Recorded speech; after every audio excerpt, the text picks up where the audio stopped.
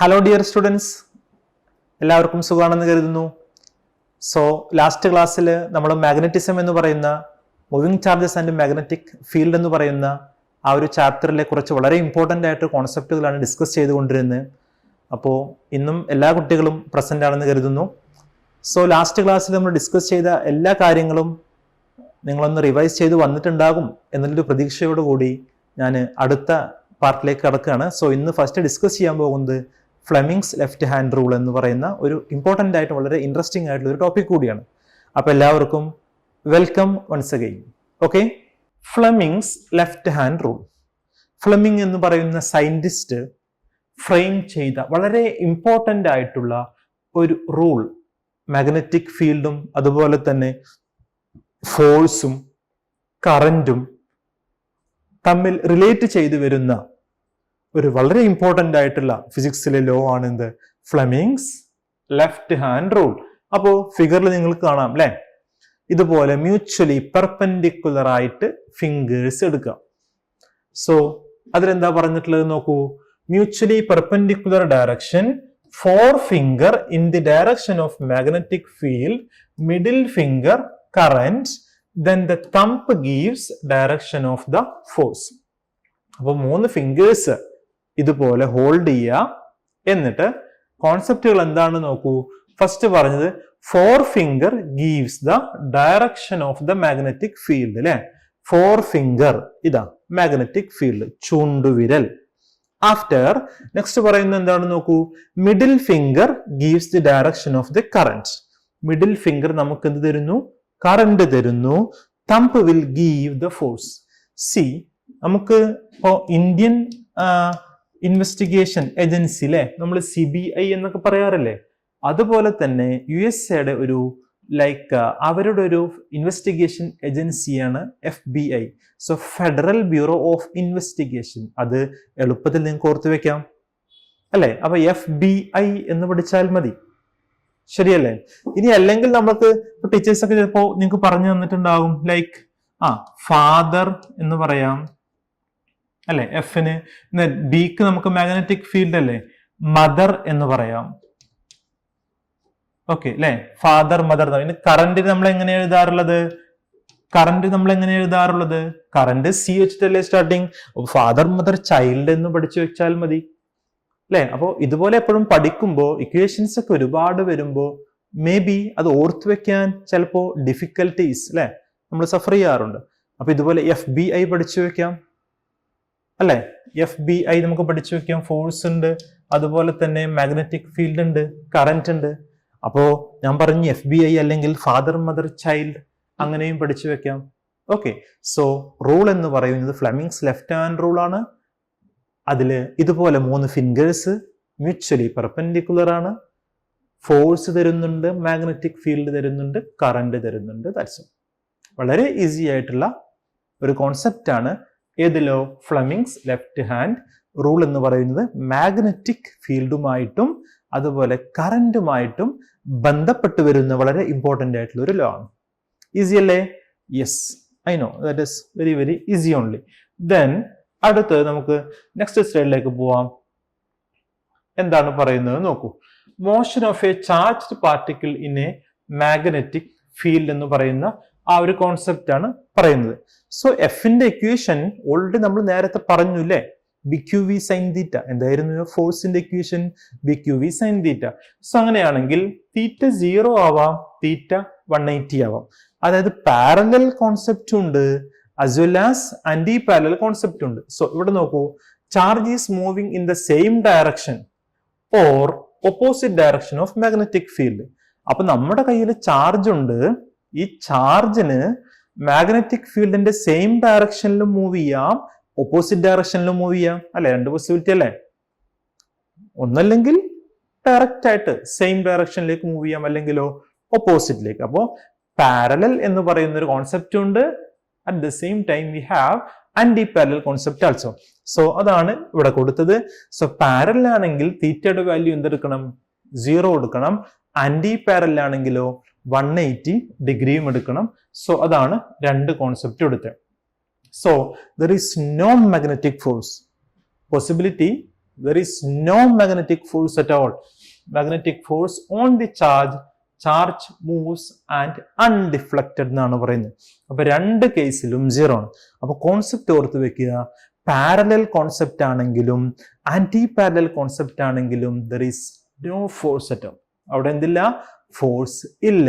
ഫോഴ്സിന്റെ വാല്യൂ എന്ന് പറയുന്നത് 0 ആയിരിക്കും. 0 ആയിരിക്കും. എന്തായിരിക്കും? 0 ആയിരിക്കും. ഓക്കെ അല്ലേ? അതും വളരെ ഈസിയാണ്. After dear students the next സ്ലൈഡിലേക്ക് നമുക്ക് പോവാം. നെക്സ്റ്റ് സ്ലൈഡിലേക്ക് like when theta equal to 90 degree already നമ്മൾ ഡിസ്കസ് ചെയ്തിരുന്നു തൊട്ട് മുമ്പ് അല്ലെ, പ്രീവിയസ് സ്ലൈഡ്സിൽ പറഞ്ഞതാണ്. സോ സൈൻ 90 വരും അല്ലെ. സൈൻ 90 വന്നു കഴിഞ്ഞാൽ ഫോഴ്സ് മാക്സിമം ആയിരിക്കും. So we can say F max equal to equation വരുന്നത് എന്താ? ബി ക്യു എന്ന് വരും. അപ്പൊ ബി ക്യൂയുടെ കേസിൽ നമുക്ക് പറയാം ഇവിടെ പെർപെൻഡിക്കുലർ എന്ന് പറയുന്ന ഒരു കോൺസെപ്റ്റ് ആണ്. നേരത്തെ പാരലൽ അല്ലെങ്കിൽ ആന്റി പാരലൽ മൂവിങ് ചാർജും മാഗ്നറ്റിക് ഫീൽഡും പാരലൽ ആവുന്ന ഒരു കോൺസെപ്റ്റ് വന്നിരുന്നു, ആന്റി പാരലൽ ആവുന്ന ഒരു കോൺസെപ്റ്റ് വന്നിരുന്നു. സോ ഇവിടെ അങ്ങനെയല്ല, പെർപെൻഡിക്കുലർ ആണ്. സോ പെർപെൻഡിക്കുലർ ആവുന്ന സമയത്ത് തീറ്റയുടെ വാല്യൂ എന്തായിരിക്കണം? 90 ഡിഗ്രി ആയിരിക്കണം. അപ്പൊ തീറ്റയുടെ വാല്യൂ 90 ആണെങ്കിൽ സൈൻ 90 എന്നുള്ളത് നമ്മൾ പഠിച്ചിട്ടുണ്ട് അല്ലെ. സൈൻ 90യുടെ വാല്യൂ എന്താണ്? 1 ആണ്. ശരിയല്ലേ? സൈൻ 90 എന്തായിരിക്കും? 1 ആയിരിക്കും. സോ ആ ഒരു കോൺസെപ്റ്റ് ആണ് ഇവിടെ കൊടുത്തിട്ടുള്ളത്, perpendicular to the magnetic field എന്ന് വെച്ചത്. ഇനി ഈ ഒരു മൂവിങ് ചാർജ് അതൊരു സർക്കുലാർ ഷേപ്പിലൂടെ അതിന്റെ ഒരു സർക്കിളിന്റെ സർക്കംഫറൻസിലൂടെ മൂവ് ചെയ്യുന്നു എന്നുള്ളൊരു കോൺസെപ്റ്റില് അവിടെ ഉണ്ടാകുന്ന ഒരു ഫോഴ്സ് ആണ് സെൻട്രിപിറ്റൽ ഫോഴ്സ്. നമ്മൾ ക്ലാസ് 9th അല്ലെങ്കിൽ +1 ഫിസിക്സിലൊക്കെ പഠിച്ചതാണ്. സെൻട്രിപിറ്റൽ ഫോഴ്സിന്റെ ബേസിക് ഇക്വേഷൻ അല്ലെ. എന്തായിരുന്നു ബേസിക് ഇക്വേഷൻ? mv²/r. m എന്ന് പറഞ്ഞാൽ മാസ് ആണ്, v എന്ന് പറഞ്ഞാൽ വെലോസിറ്റി ആണ്, r എന്ന് പറഞ്ഞു കഴിഞ്ഞാൽ ഒരു സർക്കിളിലൂടെ മൂവ് ചെയ്യണമെങ്കിൽ സർക്കിളിന് സെന്റർ ഉണ്ടാവണം. ആ സെന്ററിന് അതായത് ഒരു റേഡിയസും അല്ലെങ്കിൽ ഒരു ഡയമീറ്റർ ഒക്കെ ഉണ്ടാവില്ലേ? അപ്പോൾ ആ mv²/r ഒരു ഫോഴ്സിനോട് ഈക്വൽ ആണ്. അതും നമുക്ക് ഇപ്പോൾ തൊട്ട് മുമ്പ് കിട്ടിയ മാക്സിമം വാല്യൂ എന്താണ്? BQV ആണ്. സോ ആ രണ്ട് ഇക്വേഷൻസിനെയും നിങ്ങൾ അറേഞ്ച് ചെയ്യുകയാണെങ്കിൽ വെലോസിറ്റിക്ക് നമുക്ക് പുതിയൊരു ഇക്വേഷൻ ഉണ്ടാകുന്നു അല്ലെ. അപ്പോൾ നമ്മുടെ ഇക്വേഷൻ വന്നത് mv²/r that is equal to equation എന്തായിരുന്നു? BQV ആയിരുന്നു. ഈ വെലോസിറ്റിയും ഈ സ്ക്വയറും നിങ്ങൾക്ക് ക്യാൻസൽ ചെയ്യാം. ഞാൻ ചെയ്തത് കറക്റ്റ് അല്ലേ? ആഫ്റ്റർ ഇവിടെ നിന്ന് mv/r ദാറ്റ് വിൽ ബി എന്താണെന്ന് പറയാം? BQ ആണെന്ന് പറയാം. പറഞ്ഞൂടെ? സോ ആ ഒരു ഇക്വേഷൻ വെച്ചിട്ടാണ് ഇവിടെ വെലോസിറ്റിയുടെ ഇക്വേഷൻ എങ്ങനെ എഴുതാം? v equal to BQR divided by m എന്ന് എഴുതാം. വെലോസിറ്റി ഈക്വൽ ടു ഇക്വേഷൻ എങ്ങനെ എഴുതാം? BQR/m എന്ന് എഴുതാം. B എന്ന് പറഞ്ഞാൽ മാഗ്നറ്റിക് ഫീൽഡ് ആണ്, SI യൂണിറ്റ് ടെസ്ലയാണ്. ദെൻ Q എന്ന് പറഞ്ഞാൽ ചാർജ് ആണ്, ചാർജിന്റെ SI യൂണിറ്റ് കൂളം ആണ്. R എന്ന് പറഞ്ഞാൽ റേഡിയസ് ആണ്. ഇവിടെ നിങ്ങൾക്ക് അതിന്റെ ഫിഗർ കാണാം. ഇതാണ് അതിന്റെ എന്ത് വരുന്നത്? റേഡിയസ് വരുന്നത്. ഓക്കെ. m എന്ന് പറഞ്ഞാൽ ആ പാർട്ടിക്കിളിന്റെ മാസ് ആണ്. എളുപ്പല്ലേ? അപ്പോ ഇതുപോലെയുള്ള ഒരു മാഗ്നറ്റിക് ഫീൽഡ് ഉണ്ട്. അതിലൂടെ സർക്കുലാർ മോഷനിൽ ഒരു ചാർജ് മൂവ് ചെയ്യുന്നുണ്ടെങ്കിൽ അവിടെ ഉണ്ടാകുന്ന സെൻട്രിപിറ്റൽ ഫോഴ്സ്, അതുപോലെ തന്നെ തൊട്ട് മുമ്പ് നമ്മൾ ഡിസ്കസ് ചെയ്തു വെച്ചിട്ടുള്ള മാഗ്നറ്റിക് ഫോഴ്സ്, അത് രണ്ടും കൂടി ഇക്വേറ്റ് ചെയ്യുന്നു, ഈക്വൽ ആകുന്നു എന്നൊരു കോൺസെപ്റ്റ് എടുക്കുന്നു. അതിൽ നിന്ന് we got finally velocity equal to BQR/m. അതിൽ നിന്ന് റേഡിയസിനും ഇക്വേഷൻ ഉണ്ടാക്കിയെടുക്കാം. അതുപോലെ തന്നെ നമുക്ക് ഇതിൽ വരുന്ന എല്ലാ ഫിസിക്കൽ ക്വാണ്ടിറ്റിക്കും മാസിന് ഇക്വേഷൻ ഉണ്ടാക്കിയെടുക്കാം, റേഡിയസിന് ഉണ്ടാക്കിയെടുക്കാം, മാഗ്നറ്റിക് ഫീൽഡിന് ഉണ്ടാക്കാം, ചാർജിന് ഉണ്ടാക്കാം. ആ ഒരു ഇക്വേഷൻസ് ആണ് ഇവിടെ കൊടുത്തിട്ടുള്ളത്. ഓക്കെ. അപ്പോ ജസ്റ്റ് നമ്മൾ ഡിസ്കസ് ചെയ്തിട്ടുണ്ടായിരുന്നത് F equal to BQV sin θ എന്ന് പറയുന്ന ഇക്വേഷന് തീറ്റ 90 ഡിഗ്രി ആയി കൊടുത്തു. അപ്പൊ F മാക്സ് BQV എന്ന് പറയുന്ന ഇക്വേഷൻ കിട്ടി. അത് കഴിഞ്ഞാൽ ഈ ഫിഗറിൽ നിങ്ങൾക്ക് കാണാൻ കഴിയുന്നത് ഒരു യൂണിഫോം മാഗ്നറ്റിക് ഫീൽഡിൽ ഒരു പാർട്ടിക്കിൾ അത് മൂവ് ചെയ്യുന്നു, സർക്കുലാർ മോഷനിൽ മൂവ് ചെയ്യുന്നുണ്ട്. നമ്മൾ പഠിച്ചിട്ടുണ്ട് സർക്കുലാർ മോഷനിൽ മൂവ് ചെയ്യുന്നുണ്ടെങ്കിൽ അവിടെ ഉണ്ടാകുന്ന ഫോഴ്സിനെ നമ്മൾ സെൻട്രിപിറ്റൽ ഫോഴ്സ് എന്ന് വിളിക്കുന്നു. ഇത് ഇവിടെ മാത്രമല്ല കേട്ടോ, പ്രാക്ടിക്കൽ ലൈഫിലൊക്കെ നമുക്ക് പറയാം. ഇപ്പൊ നിങ്ങളൊക്കെ സൈക്കിളിലോ അല്ലെങ്കിൽ ബൈക്കിലോ കാറിലൊക്കെ നമ്മൾ പോകുമ്പോൾ ഒരു കർവ്ഡ് റോഡ് അതുപോലെ അല്ലെ ചെരിഞ്ഞു പോകുന്ന ഒരു റോഡിലൂടെ, വളഞ്ഞു പോകുന്ന റോഡിലൂടെ നമ്മൾ ട്രാവൽ ചെയ്യുമ്പോൾ അവിടെയും നമുക്ക് ആക്ച്വലി എഫക്ട് ചെയ്യുന്ന, അനുഭവപ്പെടുന്ന ഫോഴ്സിനെയാണ് നമ്മൾ എന്ത് വിളിക്കുന്നത്? സെൻട്രിപിറ്റൽ ഫോഴ്സ് എന്ന് വിളിക്കുന്നത്. ആ ഒരു കോൺസെപ്റ്റ് വെച്ചിട്ടാണ് ആക്ച്വലി ഈ ഒരു പ്രൂഫും, അല്ലെങ്കിൽ ഈ ഒരു വളരെ ചെറിയൊരു പ്രൂഫാണ് അതിന്റെ ഇക്വേഷൻസ് നമുക്ക് വന്നിട്ടുള്ളത്. സോ നോട്ട് ചെയ്യാം, finally velocity equal to BQ/R/m. Students, already we got velocity equation കിട്ടിയിട്ടുണ്ട്. ദെൻ സി, ഇവിടെ നിങ്ങൾക്ക് കാണാം ആൻഗുലാർ ഫ്രീക്വൻസി എന്ന് പറയുന്ന ഒരു കോൺസെപ്റ്റ് കൊടുത്തിട്ടുണ്ട്. ക്ലാസ് 11th നമ്മൾ പഠിച്ചിട്ടുണ്ടായിരുന്നു അല്ലെ, ഒമേഗ എന്ന് പറയുന്ന ഒരു കോൺസെപ്റ്റിനെ കുറിച്ച്. മോഷൻ ഇൻ എ പ്ലെയിൻ എന്ന് പറയുന്ന ഒരു ചാപ്റ്ററിലും, moreover systems of particles and rotational motion എന്ന് പറയുന്ന ഒരു ചാപ്റ്ററിലും ഒമേഗ എന്ന് പറയുന്ന ഫിസിക്കൽ ക്വാണ്ടിറ്റിയെ കുറിച്ച് നമ്മൾ വളരെ ക്ലിയർ ആയിട്ട് പഠിച്ചതാണ്. സോ അവിടെ the relationship between linear velocity and angular velocity എന്ന് പറയുന്ന ഒരു കോൺസെപ്റ്റ് എടുക്കുകയാണെങ്കിൽ, അതായത് കുട്ടികളെ, ലീനിയർ വെലോസിറ്റിയെ നമുക്ക് v എന്ന് കൊടുക്കാം, ശരിയല്ലേ? ഓക്കെ ആണ്. ദെൻ ആൻഗുലാർ വെലോസിറ്റിക്ക് നമുക്ക് എന്ത് കൊടുക്കാം? ഒമേഗ എന്ന് കൊടുക്കാം, കൊടുത്തൂടെ? ദെൻ ഇവിടെ ഓൾറെഡി നമ്മൾ പറഞ്ഞു അല്ലെ, ഈ ഒരു ഫിഗറിൽ R എന്ന് പറയുന്ന ഒരു റേഡിയസും അവിടെ ഉണ്ട്. സോ ആ ഒരു കോൺസെപ്റ്റ് വെച്ചിട്ട് നമുക്കൊരു ഇക്വേഷൻ ഇവിടെ എഴുതാം അല്ലെ. എന്താണ് എഴുതാം? നമ്മൾ പഠിച്ചിട്ടുണ്ടായിരുന്നു dear students, V = R omega എന്ന് പറയുന്ന ഒരു റിലേഷൻ നമുക്ക് എഴുതാം. Am I correct? V = R omega എന്ന് പറയുന്ന ഒരു റിലേഷൻ നമുക്ക് എഴുതാം. ഇതിൽ നിന്ന് ഒമേഗ = എങ്ങനെ എഴുതാം? ഒമേഗ = V/R എന്ന് എഴുതാം അല്ലെ. ഒമേഗ = എങ്ങനെ എഴുതാം? V/R എന്ന് എഴുതാം. What is the equation of omega? Omega = V/R എന്ന് എഴുതാം. Omega is the angular velocity. Its SI unit is radian per second അല്ലെ, അത് പഠിച്ചതാണ്. ദെൻ V എന്ന് പറഞ്ഞാൽ ലീനിയർ വെലോസിറ്റി ആണ്, അതിന്റെ SI യൂണിറ്റ് എന്താണ്? മീറ്റർ പെർ സെക്കൻഡ് ആണ്. Then R is the radius ആണ്. സി, ഇവിടെ വെലോസിറ്റി നമ്മൾ കിട്ടിയിട്ടുണ്ടായിരുന്നു ലാസ്റ്റ് എന്താണ്? QB അല്ലെങ്കിൽ BQ/R/m ആണ്. ശരിയാണോ? അതിനെ എന്തുകൊണ്ട് ഡിവൈഡ് ചെയ്യണം? R കൊണ്ട് ഡിവൈഡ് ചെയ്യണം. സോ ഇവിടെ സംഭവിക്കുന്നത് ഈ റേഡിയസും എന്തായി? ക്യാൻസൽ ചെയ്തു പോയി അല്ലെ. സോ വെലോസിറ്റിക്ക് നമുക്ക് കിട്ടിയിരുന്ന ഒരു ഇക്വേഷൻ എന്ന് പറയുന്നത്, വെലോസിറ്റി കിട്ടുന്ന ഇക്വേഷൻ എന്താ? BQ/m. വെലോസിറ്റിയുടെ ഇക്വേഷൻ BQ/m എന്ന് കിട്ടി. എളുപ്പല്ലേ? അപ്പൊ ഞാൻ ചെയ്തത് the relationship between linear velocity and angular velocity എന്ന് പറഞ്ഞ ഒരു ഇക്വേഷൻസിന് എടുത്തു. ഓക്കെ, എന്നിട്ട് ആ ഇക്വേഷനിൽ നിന്ന് V = ജസ്റ്റ് ഒമേഗ = V/R എന്ന് എഴുതി. വിക്ക് ഓൾറെഡി നമുക്ക് സബ്സ്റ്റിറ്റ്യൂഷൻ കിട്ടിയിട്ടുണ്ടായിരുന്നു, R കൊണ്ട് ഡിവൈഡ് ചെയ്തു. So finally we got the equation BQ/m എന്ന് കിട്ടി. ഇനി ടൈം പീരിയഡ് എന്ന് പറഞ്ഞു കഴിഞ്ഞാൽ അതിന്റെ SI യൂണിറ്റ് സെക്കൻഡ് ആണ്. അതുപോലെ തന്നെ അതിന്റെ ഇക്വേഷൻസ് ഒക്കെ നമ്മൾ ലോവർ ക്ലാസ്സുകളിൽ പഠിച്ചതാണ് അല്ലെ. അപ്പോ എങ്ങനെയാണ് ടൈം പീരിയഡിന്റെ ഇക്വേഷൻ നമുക്ക് എടുക്കാമെന്ന് നോക്കാം. സി, ഓൾറെഡി നമ്മൾ +1 ഓസിലേഷൻസ്, വേവ്സ് എന്ന് പറയുന്ന ചാപ്റ്റേഴ്സിൽ പഠിച്ചിട്ടുണ്ടായിരുന്നു അല്ലെ. എന്താ നമ്മൾ പഠിച്ചിട്ടുള്ളത്? സി, ഒമേഗ = ഇക്വേഷൻ എന്താ? 2π/t. ഒമേഗയുടെ ഇക്വേഷൻ എന്താ പഠിച്ചിട്ടുള്ളത്? 2π/t. ഇതിൽ നിന്ന് ടൈം പീരിയഡിനെ നമുക്ക് എങ്ങനെ എഴുതാം? T = എങ്ങനെ എഴുതാം? 2π/ω എന്ന് എഴുതാം. ടൈം പീരിയഡിന്റെ equation you can write it as T = 2π/ω. ശരിയല്ലേ? എളുപ്പമാണ്. ദെൻ ഇവിടെ നിന്ന് =2π. ഒമേഗ നമുക്ക് നേരത്തെ കിട്ടിയിട്ടുണ്ടായിരുന്നു. എന്തായിരുന്നു ഒമേഗ കിട്ടിയിട്ടുണ്ടായിരുന്നത്? QB/m. Omega = it is nothing but QB/m. ഈ m ഡിനോമിനേറ്ററിലുള്ള m we can take into the upper part of the equation or into the numerator. So the equation will come 2πm divided by BQ. Equation എങ്ങനെയായിട്ട് മാറും? 2πm divided by BQ എന്ന് എഴുതാം. So that is the equation here they said. ഇനി time period കിട്ടിയാൽ frequency കാണാൻ വളരെ എളുപ്പമാണ്. Frequency is the reciprocal or inverse of time period. Frequency എന്ന് പറഞ്ഞു കഴിഞ്ഞാൽ എന്താണ് ഫ്രീക്വൻസി? ഫ്രീക്വൻസി എന്ന് പറഞ്ഞു കഴിഞ്ഞാൽ F = 1/t എന്നാണ്. ഇതും നമ്മൾ പഠിച്ചതാണ്, എല്ലാവർക്കും അറിയാവുന്ന കോൺസെപ്റ്റ് ആണ്. സോ ഡിയർ സ്റ്റുഡൻസ്, ഈ കിട്ടിയ ഇക്വേഷനെ മാറ്റി എഴുതാം. ഇറ്റ് വിൽ ബി എങ്ങനെയായിട്ട് മാറുന്നു?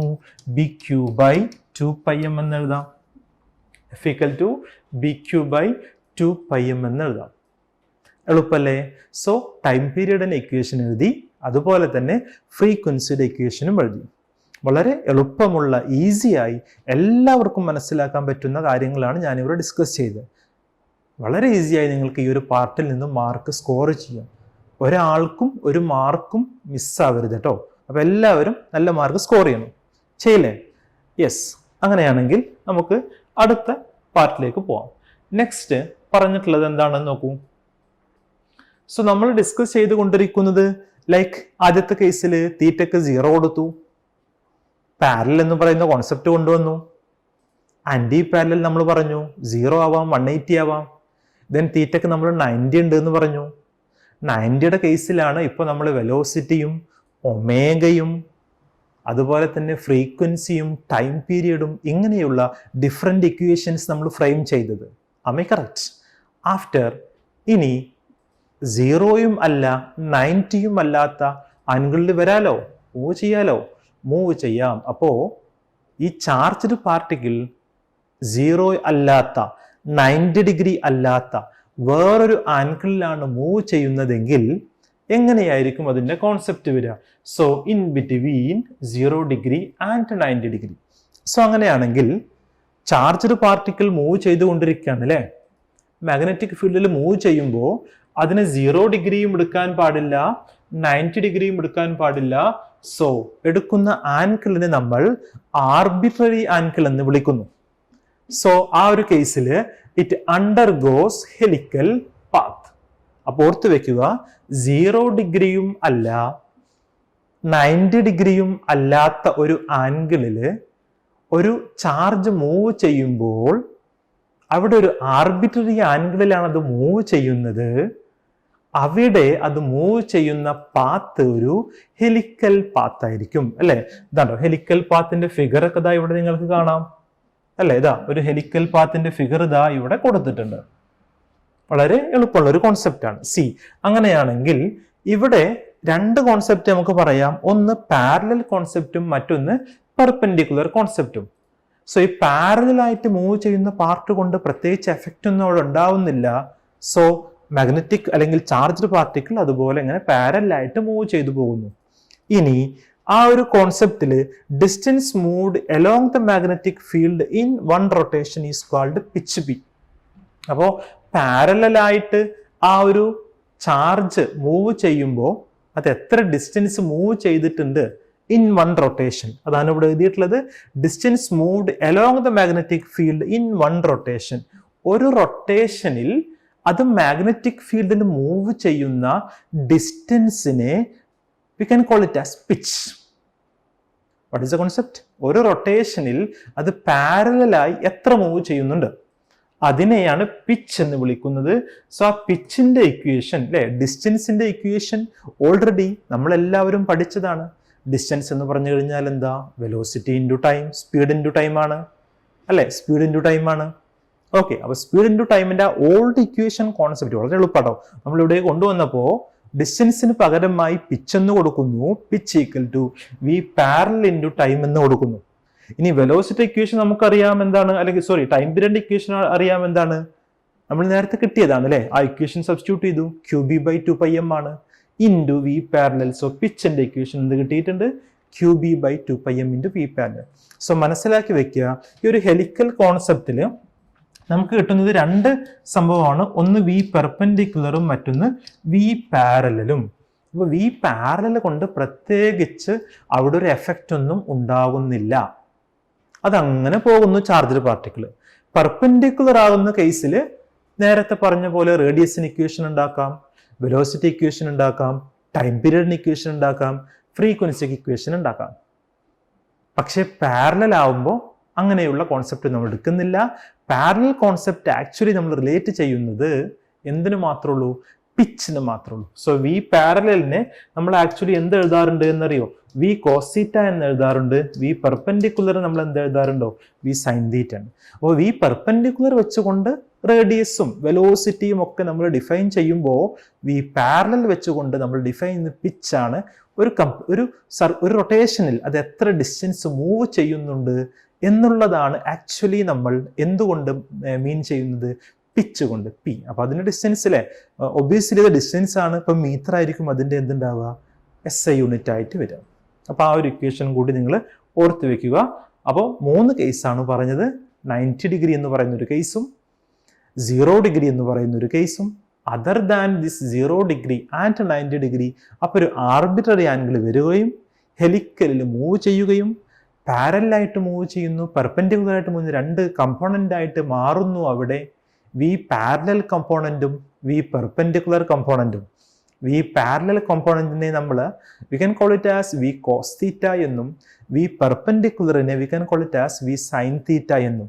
ഈ പാരലൽ കമ്പോണന്റ് കൊണ്ട് പ്രത്യേകിച്ച് അവിടെ ഇഫക്റ്റ് ഒന്നും ഉണ്ടാവുന്നില്ല. പക്ഷേ പിച്ച് എന്ന് പറയുന്ന ഒരു കോൺസെപ്റ്റ് നമ്മൾ കൊണ്ടുവരുന്നു. അതേ സമയത്ത് വി പെർപെൻഡിക്കുലർ കൊണ്ട് നമ്മൾ നേരത്തെ ഡിസ്കസ് ചെയ്ത എല്ലാ ടോപ്പിക്കും കടന്നു വരും. സോ ഇത്രയുമാണ് ഈ ഒരു പാർട്ടിൽ നമുക്ക് ഡിസ്കസ് ചെയ്യുന്നത്. സോ ഡിയർ സ്റ്റുഡൻസ്, അടുത്തൊരു സ്ലൈഡിലേക്ക് നമ്മൾ പോയി നോക്കുകയാണെങ്കിൽ നെക്സ്റ്റ് നമുക്ക് കാണാൻ കഴിയുന്നത് magnetic field due to a current element Biot-Savart law എന്ന് പറയുന്ന വളരെ ഇമ്പോർട്ടൻ്റ് ആയിട്ടൊരു ലോ ആണ്. ഓൾറെഡി ഇലക്ട്രോസ്റ്റാറ്റിക്സിൽ നിങ്ങൾ എല്ലാവരും കുളംസ് ലോ പഠിച്ചിട്ടുണ്ടാവും അല്ലേ?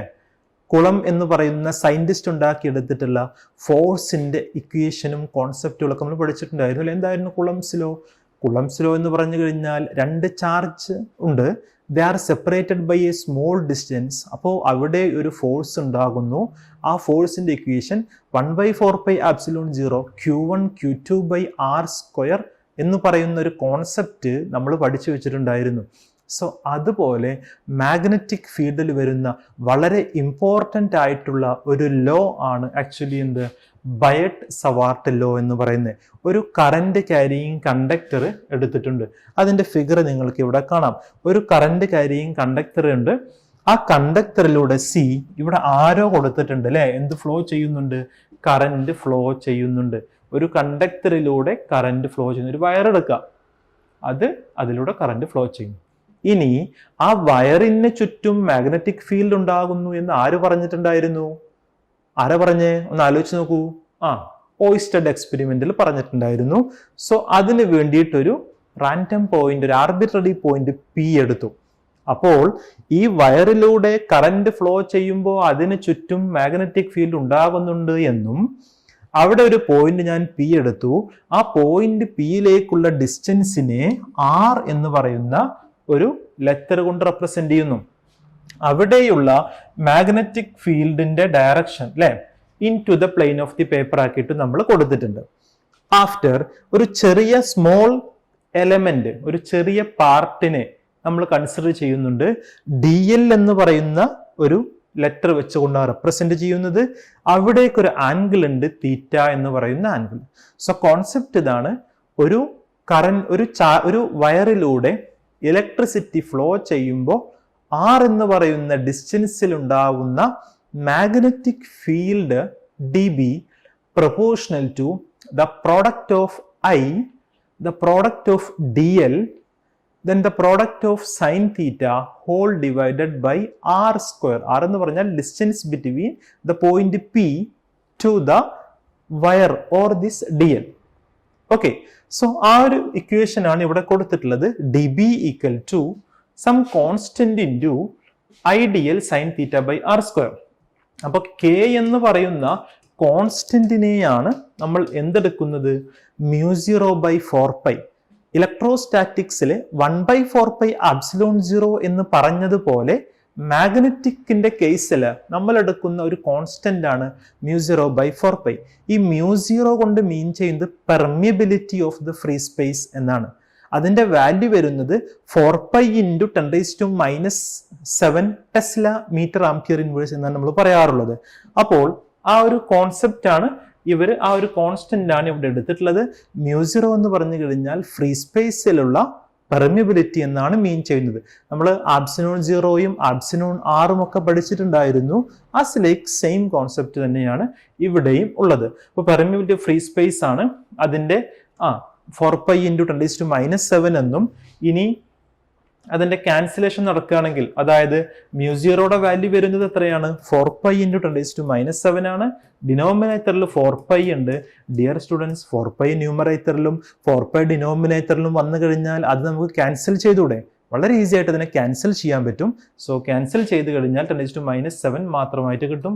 ടെസ്ല മീറ്റർ പെർ ആംപിയർ എന്ന് ഓർത്ത് വെക്കുക.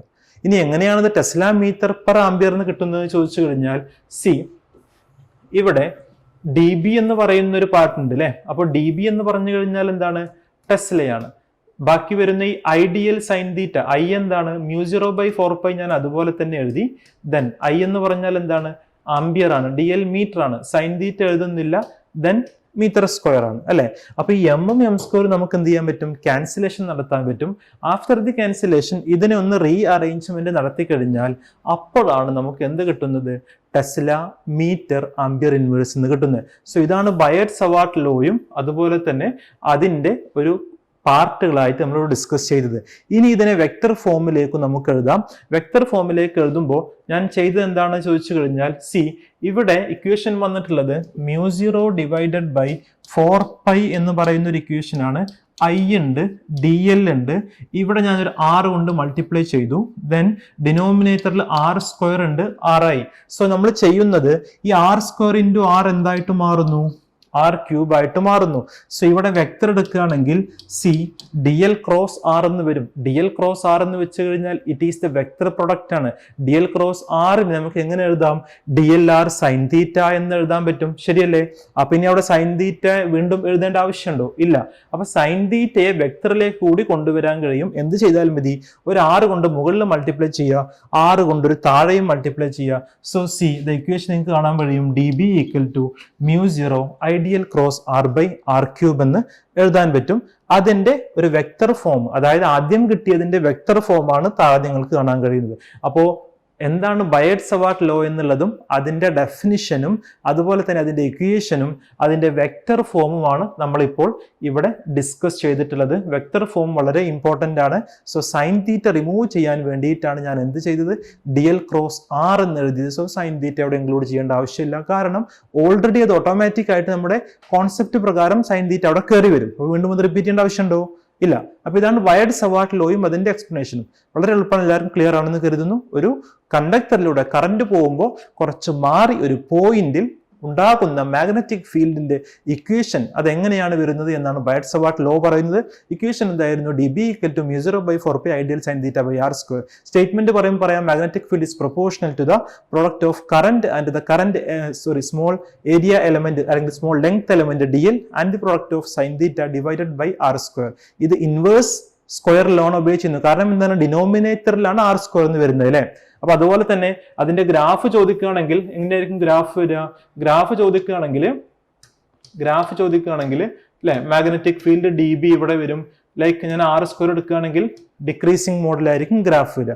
അതേ സമയത്ത് ഇതുപോലെ ഒരു ഗ്രാഫ് ഞാൻ വരയ്ക്കുന്നെങ്കിൽ ഇവിടെ dB വരച്ചു, ഇവിടെ 1/r² വരച്ചെങ്കിൽ എന്തായിട്ട് മാറും? ഡയറക്ട്ലി പ്രൊപ്പോർഷണൽ ആയിട്ട് മാറും. സോ കുളംസ് ലോയെ പോലെ തന്നെ ബയറ്റ്-സവാർട്ട് ലോയും ഇൻവേഴ്സ് സ്ക്വയർ ലോ ആണ് ഒബേ ചെയ്യുന്നത്. അതും കൂടി നിങ്ങൾ ഇതിൽ നിന്ന് മനസ്സിലാക്കി വെക്കണം. അപ്പോൾ ഡീറ്റെയിൽഡ് ആയിട്ട് ഞാൻ ഇതിനെ കുറിച്ച് ഇപ്പോൾ പറഞ്ഞു തന്നു. ഈ ബയറ്റ്-സവാർട്ട് ലോ എല്ലാവർക്കും ക്ലിയർ ആണ് എന്ന് കരുതുന്നു. ഈസി ആയിട്ട് അത് എല്ലാവരും ഓർത്ത് വെക്കണം കേട്ടോ, പഠിച്ചു വെക്കണം. ഒരിക്കലും ഇതിന്റെ മാർക്ക് ആരും കളയരുത്. ഓക്കെ, സോ അങ്ങനെയാണെങ്കിൽ നമുക്ക് അടുത്തൊരു പാർട്ടിലേക്ക് പോവാം. എല്ലാവരും റെഡി അല്ലേ? യെസ്. അപ്പോൾ എന്തായാലും അടുത്ത ക്ലാസ്സിൽ കാണാം. ബാക്കി നമുക്ക് നെക്സ്റ്റ് ക്ലാസ്സിൽ കണ്ടിന്യൂ ചെയ്യാം. അപ്പോൾ എല്ലാവരും നന്നായിട്ട് പഠിക്കുക. Okay, bye. Thank U.